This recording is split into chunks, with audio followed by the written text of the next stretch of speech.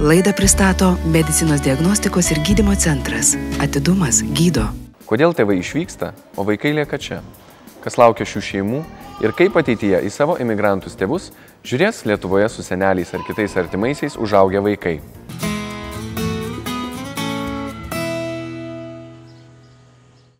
Su Vilniete Zofija susitikome jos darbo vietoje Jėzuitų gimnazijoje. Čia moteris papasakojo apie tai, kaip prieš 7 metus Marti Renata išvyko į Londoną geresnio gyvenimo ieškoti. Moteris Anytos globai paliko tuomet 10-metę dukrą Laurą. Aš su Milanoriu sutikau ją globot, kadangi norėjau, kad jinai neužmirštų lietuvių kalbos, lenkų kalbos. Norėjau, kad jinai čia baigtų mokslus. O Marti išvažiavo, kad uždirbs pinigėlių.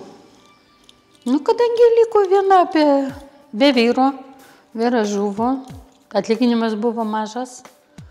Ir išvažiavo, kad uždirbti. Tyrimai rodo, jog vaikai gana atsparūs ir geba prisitaikyti prie pasikeitusios situacijos. Vis dėlto kartais prireikia laiko priprasti prie naujos tvarkos, taisyklių ir pačios aplinkos. Ne visi vaikai supranta, o kodėl mano gyvenimas turi pasikeisti. Jie ateina kaip ir kitus namus su savo taisyklėm. Ir šitoje vietoje reikia daug darbo ir geranoriškumo iš abiejų pusių, ir iš vaikų, ir iš tėvų, kurie išvyko, ir iš tų pačių senelių, jeigu su jais lieka. Didžiausia tėvų klaida, kai jie randa laiko tik pinigams persiųsti, bet nenuoširdžiam ir atviram pokalbiui. Būtina kasdien net ir per atstumą kalbėtis. Taip visus 7 metus bendrauja ir ponios Zofijos anūkė su savo mama.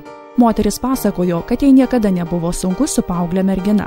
Anot Zofijos Laura aktyvi, gera mokinė. Vis dėlto kyla klausimas, kodėl po metų ar 2, kai Zofijos Marti jau buvo įsikūrusi Londone, ji nepasiėmė dukros. Jinai ten sukūrė šeimą ir dabar jau anūkė nori ten važiuoti studijuoti. Ir yra tokia problema, kad už mokslus čia labai daug reikia mokėti ir neįstosi ten, kur nori.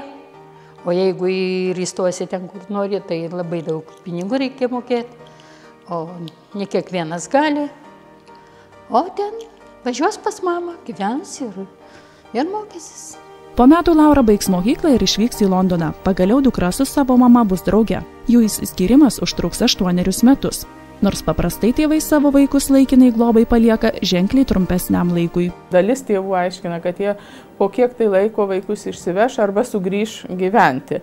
Tai laikinumo savoka galbūt nėra labai aiškiai apibrėžta laikinos globos nuostatuose, bet žiūrint kitus teisės aktus, tai yra metų laikotarpis.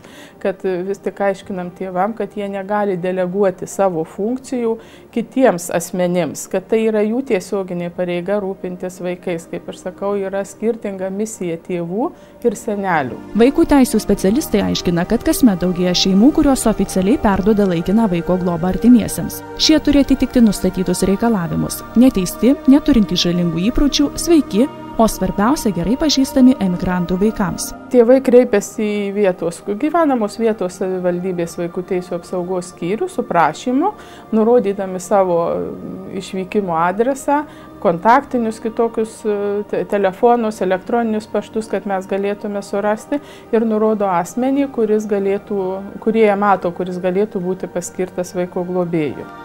Praktika rodo, kad dažniausiai emigruoja vyrai ir vaikas lieka su savo mama. Tyrimais patvirtinta, kad tokiais atvejais problemų būna daugiau nei tuomet, jei išvyksta motina.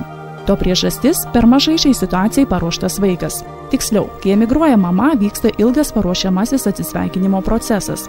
Tuo tarpu, jei išvažiuoja tėtis, paprastai niekas nesivargina vaikui paaiškinti būsimų pasikeitimų bei jų priežasčių, o tą daryti būtina.